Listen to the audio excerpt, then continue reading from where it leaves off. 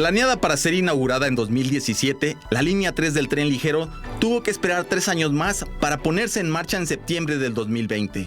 Comenzó a construirse en agosto del 2014 con un presupuesto inicial reconocido por la Secretaría de Comunicaciones y Transportes de 18.800 millones de pesos, pero al final el proyecto terminó costando 31.500 millones de pesos, según la misma dependencia.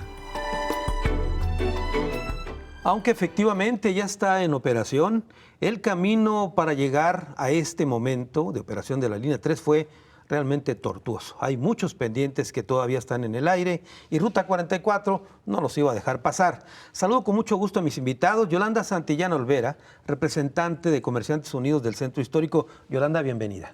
Gracias, Carlos. Francisco Javier Romo Mendoza, diputado local de Movimiento Ciudadano. Francisco, bienvenido. Muchas gracias. Adela Leticia Chaboya Gama, representante de vecinos de Alcalde Barranquitas. Adela, bienvenida. Gracias, Carlos. Y Jorge Fernández Acosta, urbanista, buen amigo. Jorge, bienvenido. Gracias, Carlos. Bueno, comienzo contigo, Yolanda. ¿Cómo vivieron todos estos años de las obras del tren ligero los comerciantes del centro histórico?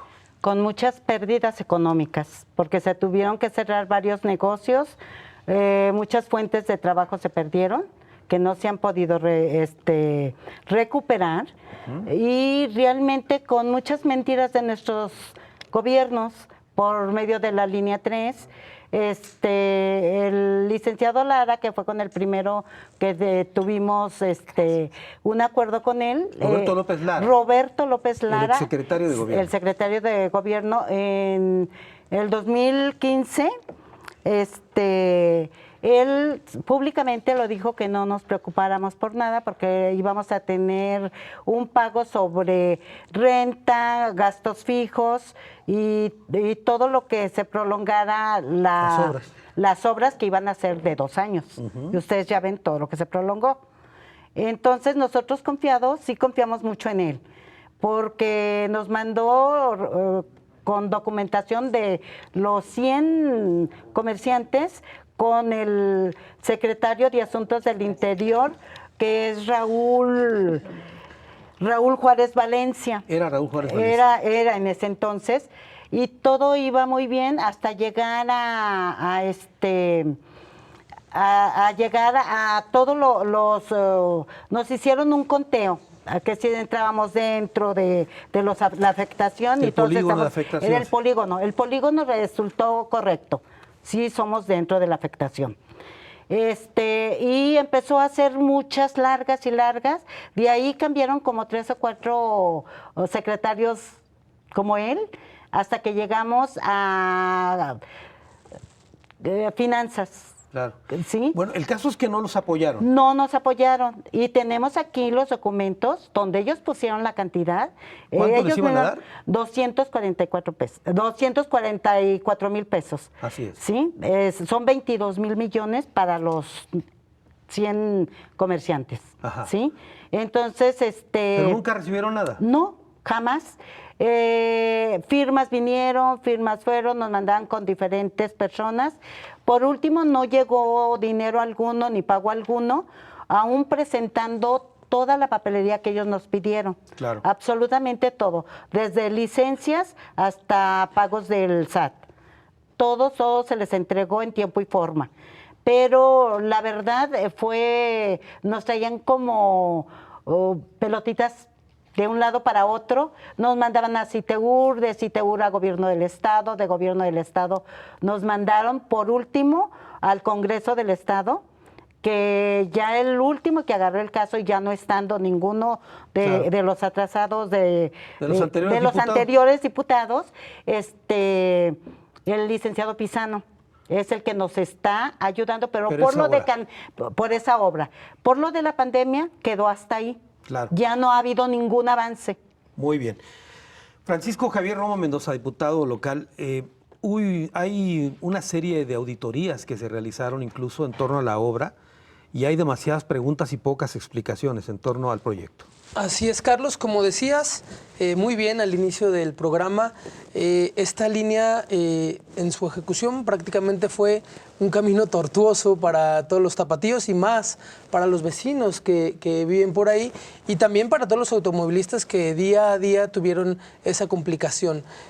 Una obra mal planeada, mal ejecutada, que efectivamente, como decían en la cortinilla, prácticamente duplicó su costo inicial y nosotros en febrero presentamos un exhorto para que la Secretaría de Comunicaciones y Transportes aplicara realmente las penas de los contratos, porque efectivamente en un trabajo de colaboración con nuestro coordinador en la Cámara Baja, Tonatiu Padilla, nos hizo llegar las observaciones de varias de las auditorías en donde más de 800 millones de pesos eran observados ya como irregulares, de contratos, digamos que duplicados, de partes que no se tenían que haber pagado y al final pues nos dimos cuenta que en todo momento fue una obra dirigida a control remoto.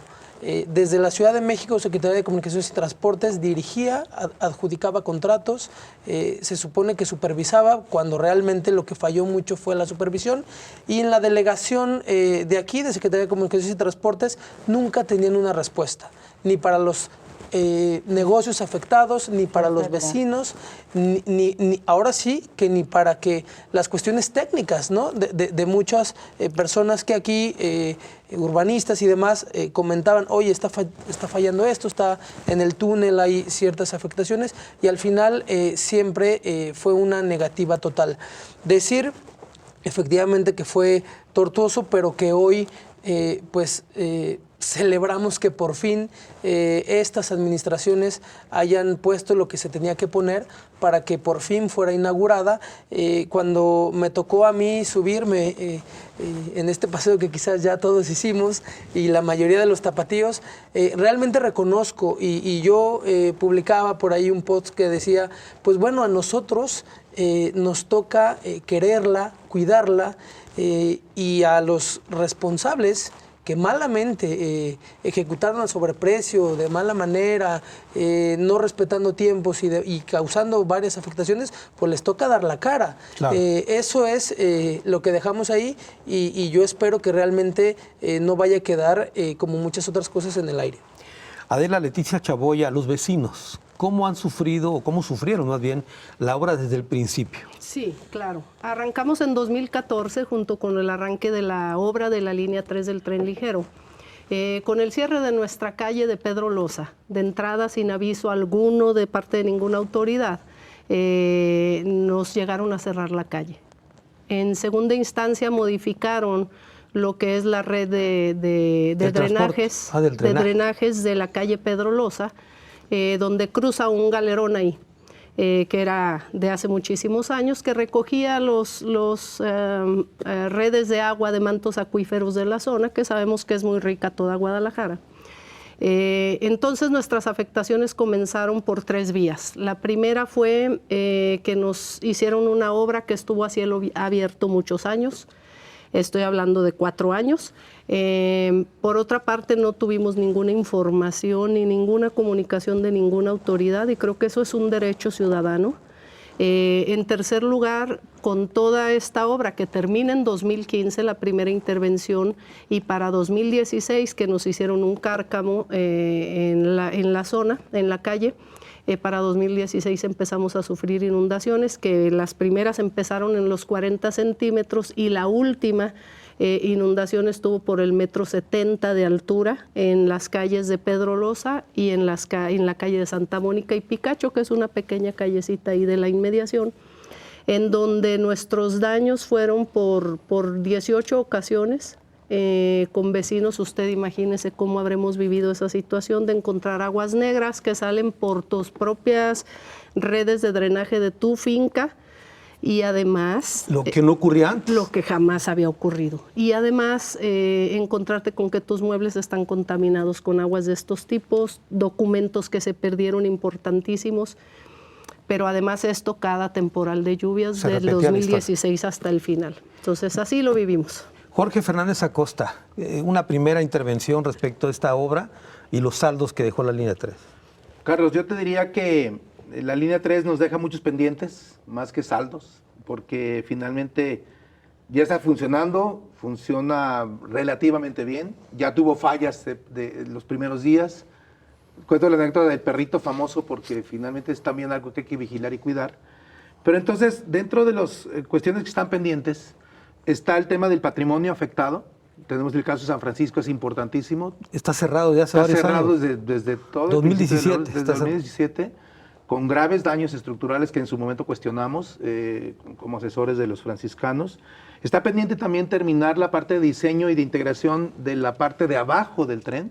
Por ahí están pintando algunas columnas y por ahí hay 3 matitas en los camellones, pero falta un estudio de integración general de la imagen urbana, por ejemplo. Que no se hizo. Que no se tenía planeada. De acuerdo. Ahorita están parchando y con curitas, etcétera, están tratando de resolverlo, pero evidencia una falta de planeación, una falta de proyecto ejecutivo, una falta de logística y de supervisión de la obra. O sea, el hecho de que se haya alargado tiene que ver con el fallo en el ejercicio de la supervisión de la obra y de que supongo que debió tener directores responsables que también tendrán que responder por su actuación, ¿no? Porque es una obra pública al final de cuentas. Entonces, vaya, entre esas cosas, otro de los grandes pendientes, Carlos, ya está la línea 3, pero nos faltan otras, ¿no? Es decir, la línea 4 es una urgencia, es necesaria, y ¿por qué no pensar en un proyecto integral de movilidad metropolitana que debiera dirigir el Miemplan, por ejemplo? Claro. Ahora, en el caso, por ejemplo, de la línea 3 en concreto y su costo financiero, un proyecto ejecutivo bien elaborado, planes bien hechos, ¿no debieron haber disparado la obra así? Pues no, digo, uno de los problemas que lo comentamos en algunos programas que tuviste, gracias por invitarnos, fue que no había un catálogo de conceptos definido y hubo muchos conceptos extraordinarios, ¿verdad? Que obviamente al ser extraordinarios no tiene un parámetro de referencia y se disparan los costos. El otro fue la falta de previsión de la calidad de la obra, el hecho de los neoprenos, por ejemplo, que tuvieron que cambiarse, las fallas en las grietas de las dovelas que tuvieron un costo tremendo. Vaya, todo ese tipo de cosas obviamente afectan porque no hubo una planeación adecuada de la ejecución. Muy bien, tengo que hacer una pausa, es la primera, regreso con más de este tema.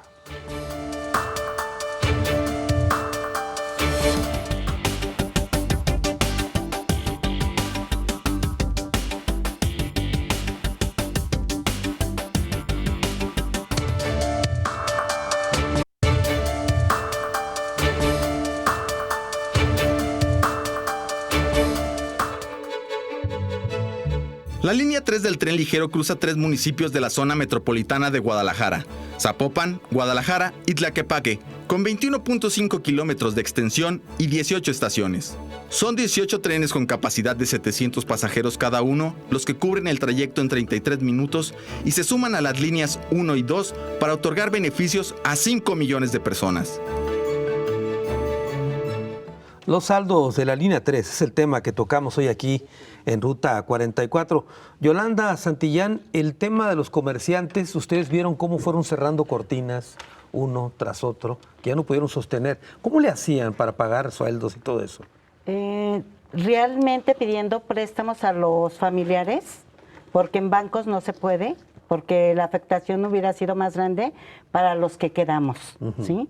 Pero sí fue muy triste ver que estuvieran cerrando nuestros compañeros, que muchos tenían más de 70 años. Y así... ¿Y era un negocio familiar de 70 años? De 70 familiar, de 70 años y es familiar, porque de ahí ya vienen los hijos, los nietos. Claro. Es familiar de todo. ¿Y de qué tipo de negocios había y cerraron? Cerraron, por ejemplo, hay perfumerías, ópticas, zapaterías, tiendas de ropa, joyerías, electrónicas. Ahí está una electrónica, ¿puedo decir el nombre? Sí, sin problema. Casa Bernal. Tiene 80 y tantos años y subsiste gracias porque es familiar y porque se tiene que trabajar al 100% y bajar los precios sumamente todos, a lo que más podemos bajar. Y entre comerciantes nos ayudamos a mandarnos los pocos clientes que van, porque aparte de la línea 3, en el radio y la televisión decían, no vayas al centro, porque no puedes entrar. Entonces, los pocos clientes que podían llegar a nuestros negocios los espantaba la misma publicidad que daba el gobierno. ¿Sí? Y la verdad, somos todos, seguimos siendo afectados. Claro. Y ahorita más. Ajá. Somos muy afectados todos. No se puede reponer porque tiene que pagar todo lo atrasado. Y con todo lo que viene ahorita, pues quedamos más estancados, pero tenemos que sobrevivir porque tenemos que seguir trabajando por nuestras familias y nosotros mismos. Cuando dice lo atrasado, o sea, hay deudas. Hay entonces, deudas, para los bastantes comerciantes. deudas, claro que No sí. solamente los préstamos familiares, otras No, deudas. otras deudas. Por ejemplo, en rentas, ¿sí? Que nos dejaron pagarlas en abonos. Pero ¿sí? había que pagarlas. Pero hay que pagarlas. Pero ningún descuento de rentas en ese tiempo de Claro. la línea 3. ¿sí? Ajá. Teníamos que pagarlas tal como son y ustedes saben que las rentas en el centro es muy caro.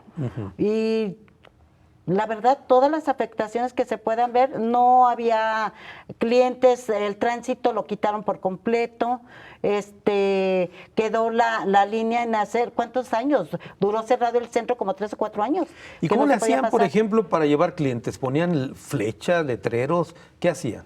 Porque no podías llegar en auto. No podían llegar. Entonces, nosotros con nuestros mismos conocidos y entre nosotros mismos nos mandábamos los clientes. De Que acuerdo. si alguno ocupaba zapato X, mire, vaya a tal lugar, eso es bonito. Y nosotros hacíamos la misma propaganda, entre nosotros los comerciantes. ¿Usted tiene Vengan una al joyería? centro. Yo tengo una joyería, sí. Tengo una joyería y a mí me decían, ciérrala. Ahorita, ¿quién te va a comprar joyería? Pero si yo es lo único que sé hacer. Claro. Y es lo único que me sostiene hasta ahorita y que me va a seguir sosteniendo. Y es tener un empleo y demostrarles que sí se puede trabajar. Y en su mayoría somos más mujeres que caballeros. Francisco, ¿cómo no, digamos, o cómo entender que quien hace un proyecto de esta naturaleza no tome en cuenta las afectaciones de comerciantes y vecinos y tenga un plan para atender estas demandas? Sí, bueno, recordar pues y recalcar que esta obra fue planeada y ejecutada por administraciones anteriores, Claro. Principalmente por el equipo de Enrique Peña Nieto y por el gobernador Aristóteles Sandoval, que además, muy chistoso pues, la inauguraron antes de irse sin estar lista, ¿no? Inauguraron las pruebas, ¿no? Inauguraron las pruebas. O sea, eso sí fue el colmo del cinismo. Pésima planeación y pésima ejecución. Decíamos, se dirigía a control remoto, no había realmente respuesta. Yo, cuando me metí al tema, supe que los vecinos en un principio sí tuvieron acercamientos con la parte de CITEUR y que había de alguna forma un listado y que estaban como que trabajando en este sentido y que de repente cambiaron, dieron carpetazo, nos vamos, como dijeron, los tiempos se nos vienen y agarra ahora sí que todo lo que queda y olvídalo, ¿no? Vamos a perder o no sé. Fue realmente desastroso. Y decir, obviamente, reconocer de nuevo a las autoridades que hoy están, tanto el presidente de la República como Enrique Alfaro, el gobernador, y los alcaldes metropolitanos, que al final le han tenido que entrar a un tema que ya estaba ahí, ¿no? O sea, cuando ellos llegaron estaba tirado este tema y tenían que concluirlo. Como decía, conceptos no contemplados, fallas estructurales que tenían que arreglar y al final pues le metieron el dinero y salió. Sin embargo, todavía falta mucho por hacer. Digamos, esta inauguración y este inicio o arranque de la línea 3 no es el culmen. O sea, digamos que de aquí empezamos para que nuestra metrópoli ahora sí esté enfocada a un sistema de movilidad que realmente nos mueva y dé resultados. Como podemos ver, yo celebro mucho el hecho de que la línea 3 pueda entroncar o pueda conectarse con la línea 1, con la línea 2, el hecho de que los transbordos no cuesten, que por ahí todavía hay algunos detalles que se tienen que arreglar, pero también el hecho, por ejemplo, que ahorita el gobierno del estado esté trabajando, venía al programa y me encantó ver cómo en periférico hay un gran avance y quizás podemos estar hablando en un año más de que Peribús es una realidad, de que línea 4 puede empezar y de que con esto ahora sí, de una vez por todas, Guadalajara pueda acabar con esa tendencia de que diariamente al parque vehicular se suman más de 400 vehículos, que es una cosa espantosa, ¿no? Y que no podemos seguir permitiendo. Adela, también una afectación más para vecinos fue el transporte público. Sí. Desviaron rutas y eso provocó que viviendas se agrietaran y nunca hubo quien pagara los daños. Así es. De hecho, nuestros daños ocasionados por esta intervención de la línea de drenaje y la desviación de muchos centímetros cúbicos de litros de agua residual de las inmediaciones, no es algo que yo diga, es algo que nos está contestando CIAPA, en donde CIAPA responsabiliza a la obra que se ejecutó en el cárcamo de Pedro Loza, y que esta desviación de aguas más las inundaciones hicieron que hubiera ruptura del equilibrio que existía en una zona de relleno, como es Alcalde Barranquitas, que jamás debieron de haber hecho una obra de ese tipo. Y lo que realmente afectó nuestras viviendas fue la cantidad de litros y el haber cortado el ducto que existía que recogía los mantos acuíferos. Por lo tanto, nuestro daño fue por vibraciones, por las máquinas que metieron tan grandes, fue por el desvío de la obra de drenaje, fue por la cantidad de las inundaciones, y esas fueron las razones que los técnicos, tanto del Colegio de Ingenieros de Jalisco, como el Colegio de Arquitectos y Urbanistas del Estado, como Arturo Gleason, que es experto en este asunto de aguas, que los técnicos nos están diciendo que los vecinos siempre tuvimos razón. Yo creo que hay una lógica entre los vecinos que vivimos más de 30 años en la zona, en donde nunca habíamos tenido una inundación. Y esto Rodolfo Guadalajara, director de CITEUR en su momento, me lo comentó, me dijo, pues este era un área de inundaciones, y yo le contesté que me demostrara a través del Atlas de riesgos de inundaciones de Jalisco cuántas inundaciones habían ocurrido en los últimos 30 años en esa zona específica, claro, por un lado, y por otro que nos diera el número de reportes que habíamos hecho por inundación en los últimos 30 años a CIAPA o a bomberos, claro, del Estado, y con eso tuvo que cambiar de rumbo su discurso. Llegaron a colocarse una bomba, ¿no?, para sacar el agua. Colocaron 3 bombas que fueron insuficientes desde la primera inundación, y que con esta ruta continuaron tratando de atajar un problema que de origen estuvo mal hecho. Muy bien. Jorge Fernández, para hacer una obra de este tipo que pase por un centro histórico como el de Guadalajara, se establecían criterios. Por ejemplo, el Instituto Nacional de Antropología e Historia establecía criterios que habían que seguirse para cuidar los edificios. Nunca se cumplió. No se cumplió efectivamente porque cuando tuvimos el contacto con los franciscanos, descubrimos o nos dimos cuenta que el que estaba decidiendo las cosas por hacer estaban en México, en la Ciudad de México. Digamos, la UNAM, el INAH federal, controlaban todo en desconocimiento absoluto y total de cómo se comportaba el subsuelo acá, qué características tienen los edificios, etcétera, etcétera. Es decir, había una ignorancia, claro, pero además había una opacidad, Carlos, ¿sabes? Nunca hubo transparencia. Nunca hubo transparencia. Nosotros quisimos, pedimos, exigimos información, y ahí a cuentagotas entregaron por ahí algún proyecto a nivel de conceptos generales. Sí, porque hay que decir que el proyecto general estuvo reservado. Así es. Sí, tal vez por seguridad y pudiera entenderse, pero la parte técnica no puede entenderse que se esconda, ¿sabes? Claro. Y aparte hubo también omisiones y tratos extraños con relación a los expertos locales que conocemos o que conocieron y que conocían las características del subsuelo, por ejemplo. En el caso de San Francisco, el sistema que utilizaron para reforzar la cimentación era totalmente inadecuado. El templo de San Francisco. El templo de San Francisco era totalmente inadecuado, porque no se hicieron los estudios geotécnicos necesarios para hacer un proyecto de rescate. Ese templo habrá que decir que tiene 4 siglos y no tiene cimientos. Exacto. Entonces, lo que hicieron, pues fracturó el templo. Fue alguna de las conclusiones. Pero entonces había también una ignorancia hacia la expertise local, ¿sí? Todo era de afuera, todo viene por decreto, todo viene desde México. Esa parte tiene y va a tener afectaciones futuras. Nunca tomaron en cuenta a los especialistas locales Para que nada, conocían aquí. por ningún motivo. Ahora, y en el caso de otros monumentos, la misma catedral fue afectada. Pues la catedral, la Casa de los Perros, También. ¿no? Muchas viviendas de la Avenida mayoría. Alcalde, la gran mayoría. A mí me tocó ser testigo de las afectaciones primeras Así es. del alcalde de Barranquites, ahí nos conocimos. Así es. Y recuerdo una anécdota que me contaban en el sentido de que la primera bomba que se instaló, la primera inundación fue por una negligencia. El cuate que tenía que prender la bomba no fue a trabajar. Y no la aprendí. Y no la prendió y ¡pum! Se inundó, ¿no? O sea, fallos en la logística, en la supervisión, en la digamos, Ejecución. en la ejecución, en el estar atentos a todos los pormenores que tenían que resolverse. Y el proyecto de desvío de aguas que también era totalmente inadecuado. Así es. Muy bien, tengo que hacer otra pausa.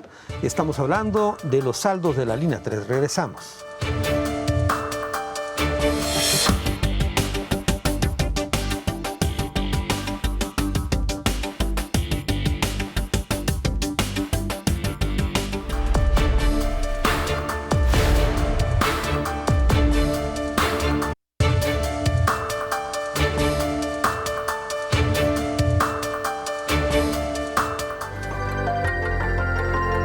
Decenas de comercios resultaron afectados por las obras de la línea 3 del tren ligero.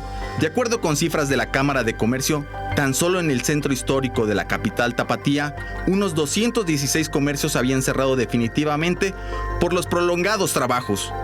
En cuanto a las pérdidas, se estiman cercanas a los 600 millones de pesos, sin contar con apoyos efectivos por parte de las autoridades, ni un proyecto de compensación por el gobierno federal.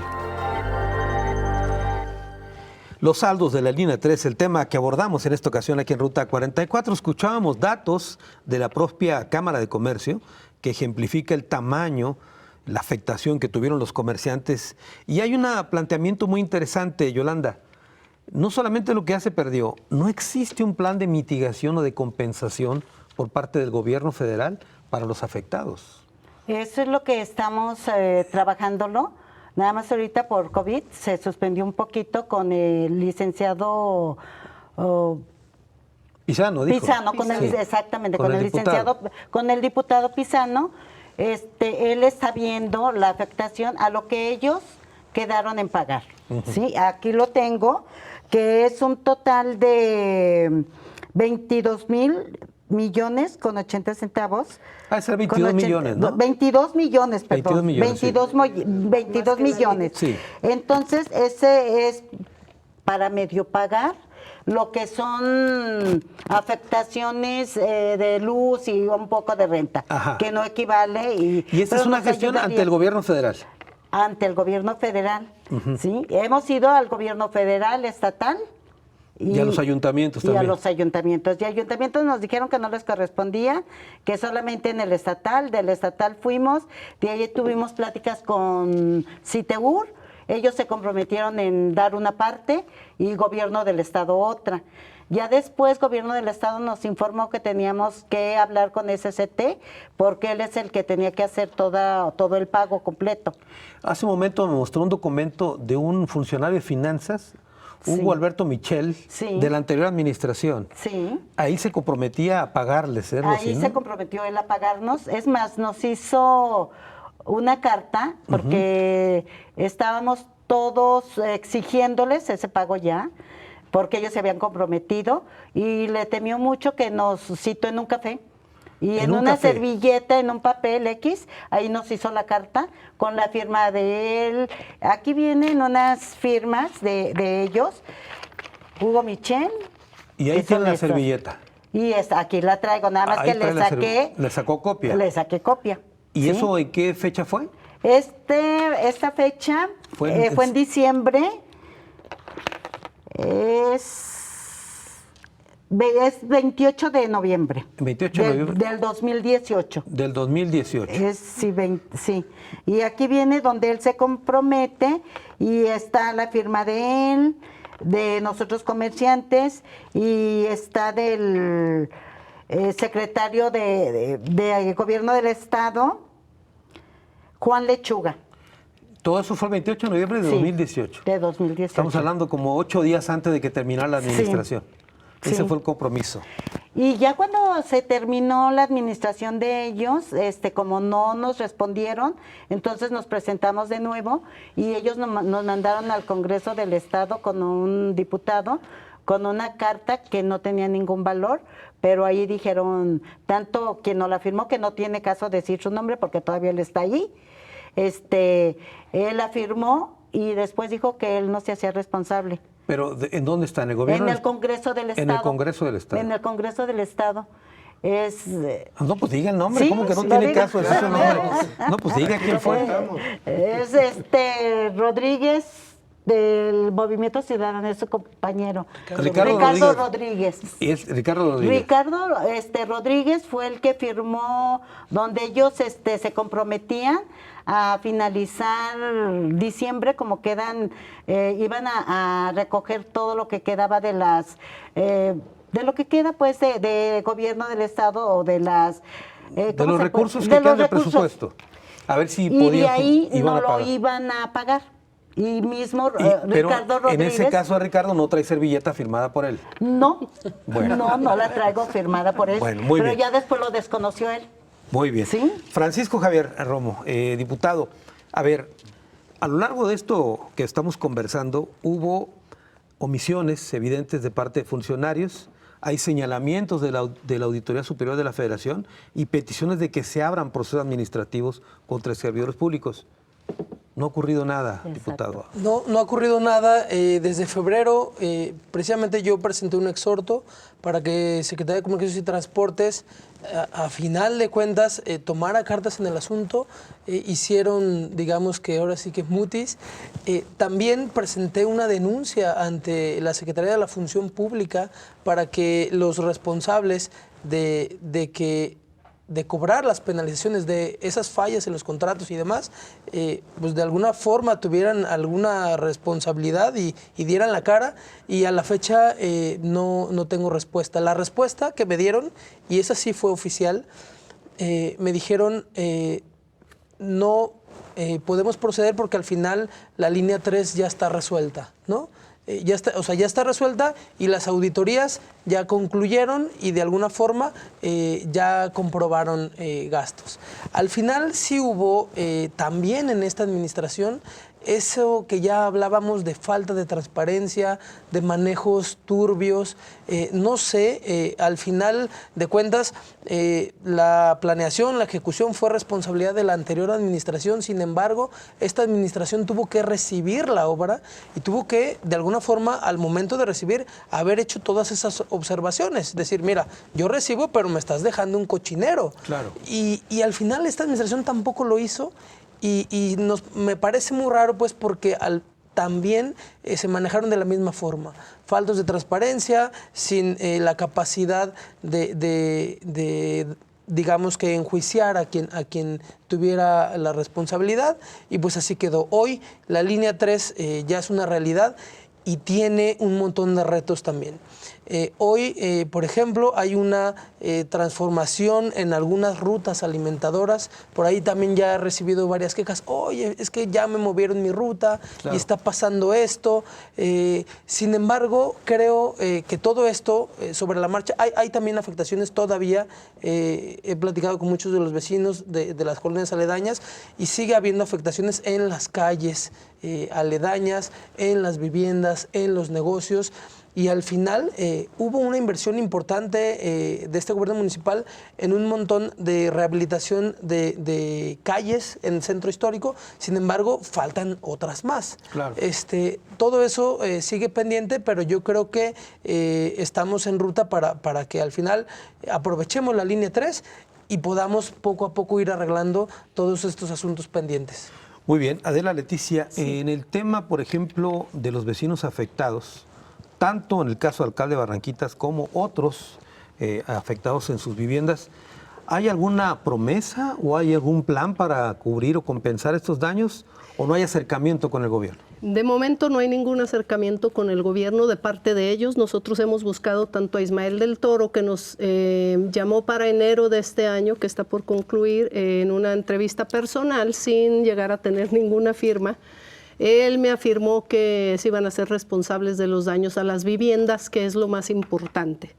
Pero a la fecha no hemos tenido un nuevo acercamiento. Yo lo estoy buscando tanto a él como al gobierno del estado, pero no hay de parte ni federal, ni estatal, ni municipal, ni un comunicado, ni una compensación. Comentarles que se recibieron el año pasado 260 millones de pesos de la Federación precisamente para reparación de los daños aledaños de la línea 3, pero nuestro flamante presidente municipal comentó que pues ya se los gastaron y que para las casas o para los afectados no hay ningún centavo.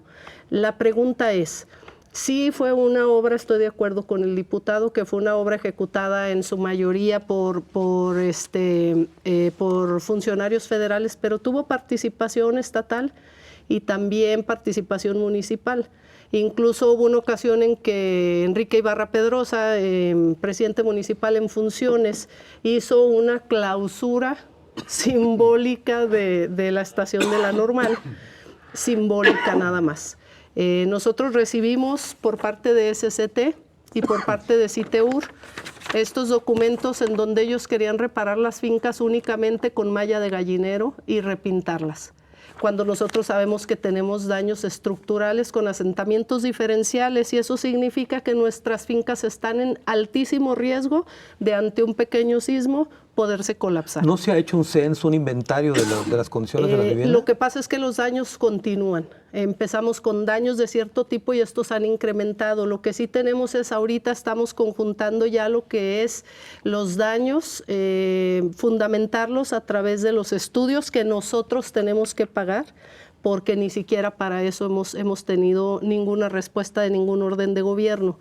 Y creo que los gobiernos en este caso le apuestan al olvido, a olvidar a las víctimas, le apuestan a que los actores políticos se pongan de acuerdo entre ellos, porque vemos que estamos recibiendo, aquí el mismo diputado lo dice, están recibiendo una administración tanto a nivel federal como a nivel estatal y municipal. Nosotros sabemos que las licencias las otorgó cada municipio para la obra.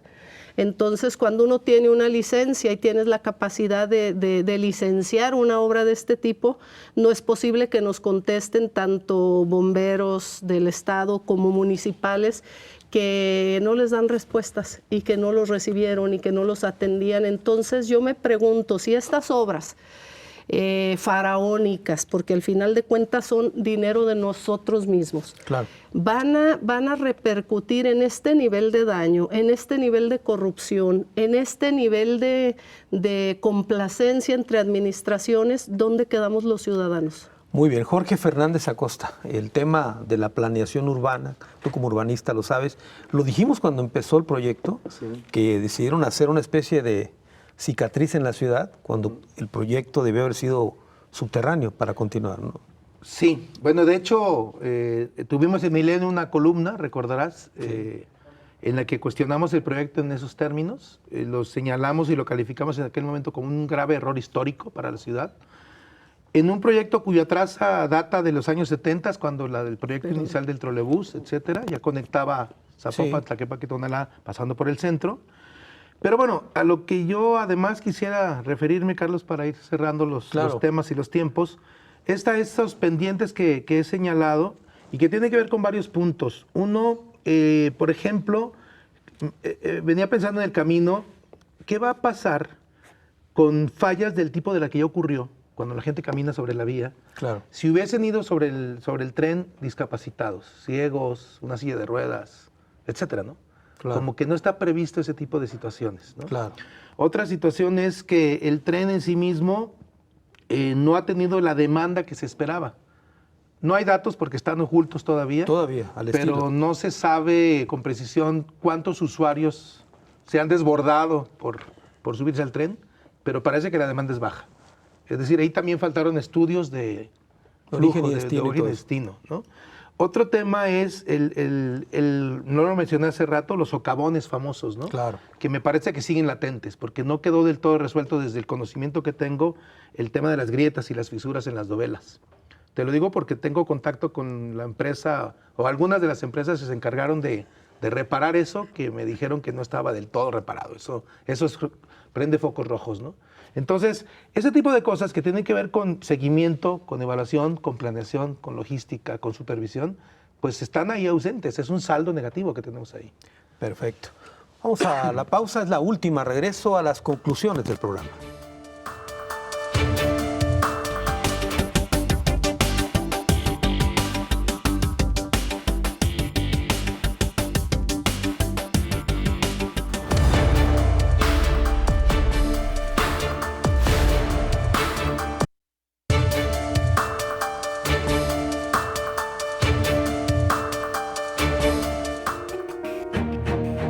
Miles de personas que habitan en las cercanías del trayecto de la línea 3 del tren ligero resultaron afectadas por las obras.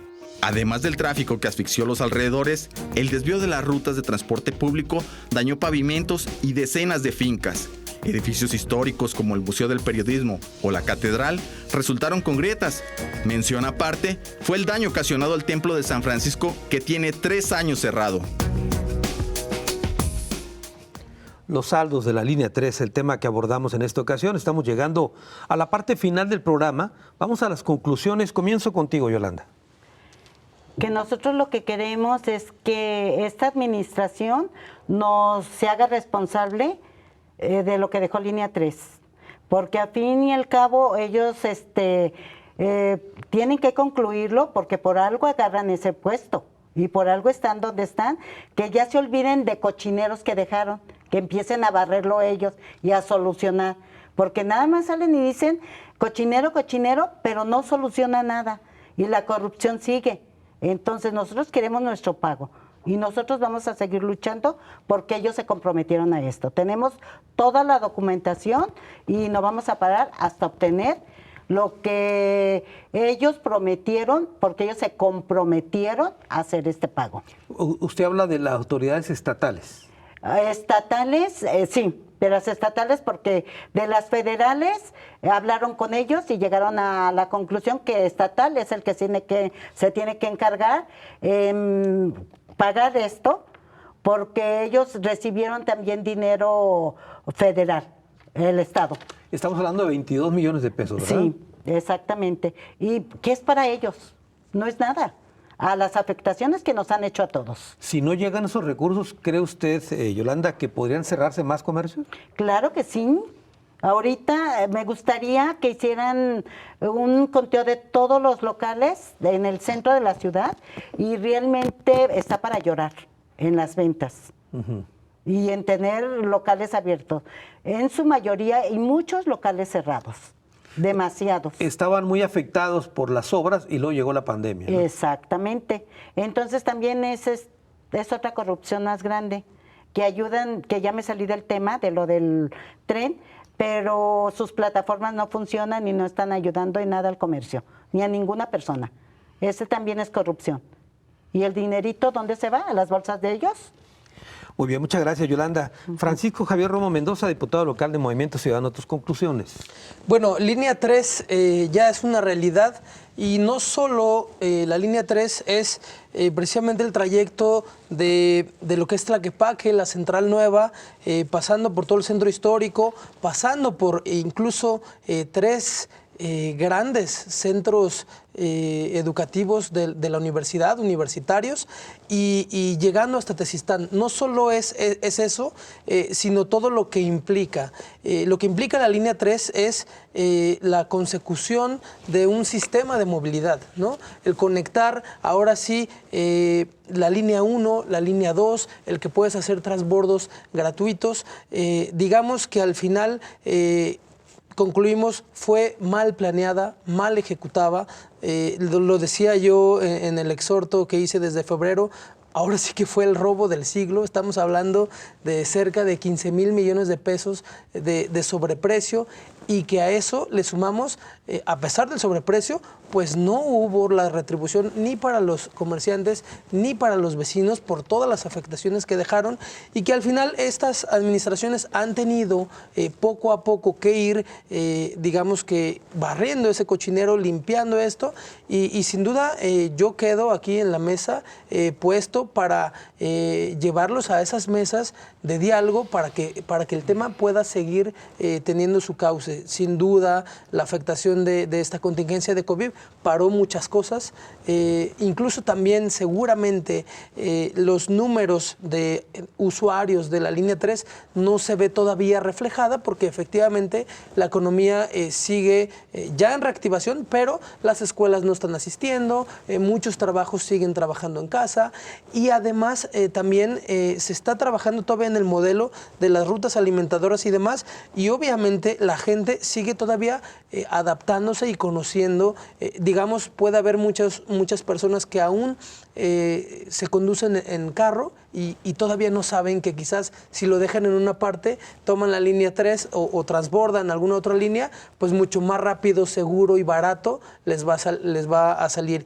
Yo pienso que para el próximo año, y sobre todo si tenemos ya el término de lo que es Peribús, que incluso efectivamente está programado para que mueva mucho a más personas que línea 3, nuestra ciudad será ya una metrópoli puesta al día, que al final esa fue la apuesta de siempre. Qué bueno, felicidades, pero sin olvidar también que estas afectaciones no tienen que pasar, digamos que por encima y se dejen en el olvido, ¿no? Entonces yo quedo puesto para que esas mesas sigan trabajando. Muy bien. Adela, Leticia, tus conclusiones. ¿Cómo no? La conclusión es en este orden. Ha habido dinero de la Federación que ha llegado para estas reparaciones, y también estas administraciones han dado uso de él, sin siquiera acercarse a nosotros para nada, a pesar de que los hemos buscado. Dinero hay, posibilidades de pedirlo a la Federación hay. Creo que la voluntad política para ayudar o para resarcir estos daños no es la que no existe. Nosotros seguiremos en pie de lucha con esto, estamos preparando ya una acción conjunta, somos 200 familias que estamos afectadas y se sigue sumando personas. Estas 200 familias afectadas, y yo me refiero a familias porque de haber una hecatombe, con el daño que nos dejaron en las viviendas, vamos a tener pérdida de vidas humanas, que es lo que no queremos, que es lo que siempre nosotros le discutimos a las autoridades y les solicitamos de su sensibilidad humana para que esto no sucediera.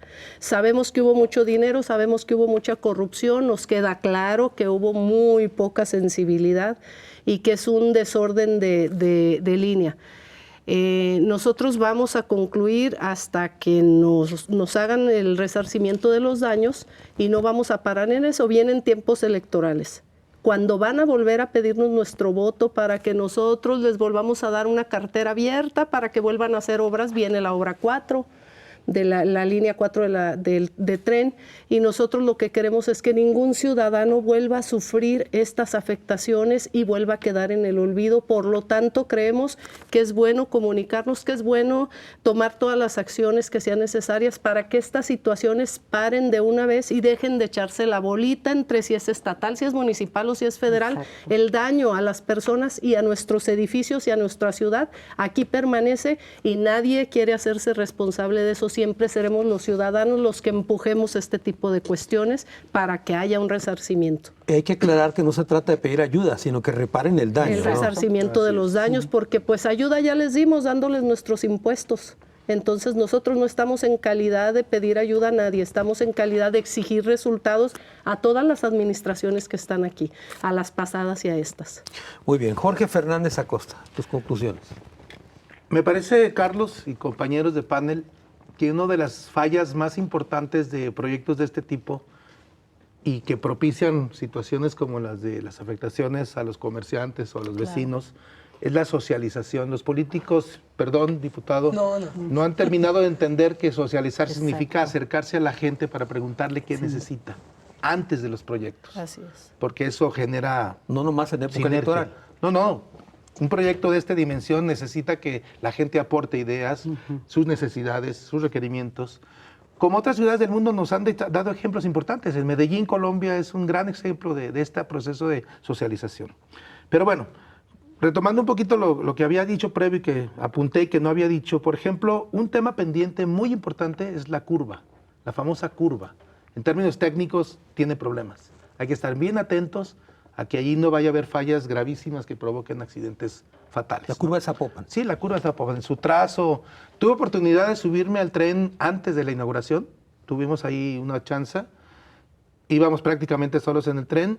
Y al llegar a la curva, el tren frena, pero casi a nivel de 3 kilómetros por hora, muy lento. Y el tren tronaba, así, te lo digo con sinceridad, el tren hacía clac, clac, clac, ¿no? Vacío. Entonces yo no quiero pensar en qué pueda pasar allí. Hay que estar bien atentos. El otro, cuestiones de imagen urbana, lo comentaba hace un momento, la estación específica que está fuera de Catedral, en la Plaza del Kiosco, en la Plaza de la Constitución de la ciudad, que ha sido polémica. Ya alguien, el procurador urbano se manifestó en contra de un proyecto, de este proyecto en específico. Me parece que también es digno de revisión, por parte de INA, por parte de Cultura, por parte del gobierno municipal y de la misma CITEUR, etcétera. Son dos puntos relevantes. Y para concluir, finalmente, me parece que en lo que comentas, diputado, el tema de la planeación urbana en la ciudad tiene que ver con una idea que no se ha terminado de consolidar, porque no hemos entendido que Guadalajara Metrópoli, constituida por estos 10 municipios, requiere una planeación integral general. Y la movilidad no escapa a eso.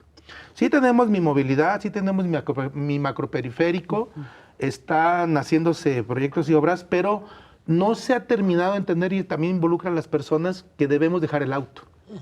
Y entonces se me ocurre pensar en que habría que hacer una especie hasta de revisión de tarifas, por lo menos de la línea 3 o de la línea 2 y de la 1, para efectos de que si hubiese una economía de subsidio, por ejemplo, la gente se animara a abordar el tren ligero y dejara su auto.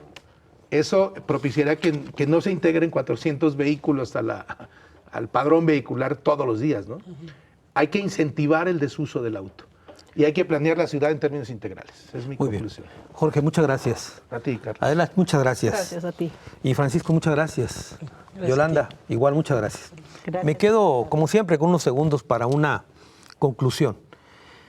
Un factor que creo yo que es importante, algo mencionaba Jorge de la socialización, pero yo diría algo más, la opacidad con que se desarrolló todo el proyecto. No hubo transparencia en el proyecto desde el primer momento en que se anunció. Ha habido una danza de cifras de cuánto realmente costó. No hubo un proyecto ejecutivo que se siguiera. Se reservaron informaciones técnicas importantes y no hubo supervisión sobre toda la obra, por lo cual estamos viviendo lo que vivimos. Si no hay seriedad para proyectos de este tipo, ahora entendemos por qué. Hay funcionarios que ofrecen pagar 7 días antes de irse de la administración y sellan un compromiso en una simple servilleta, como nos contó Yolanda. Hasta la próxima.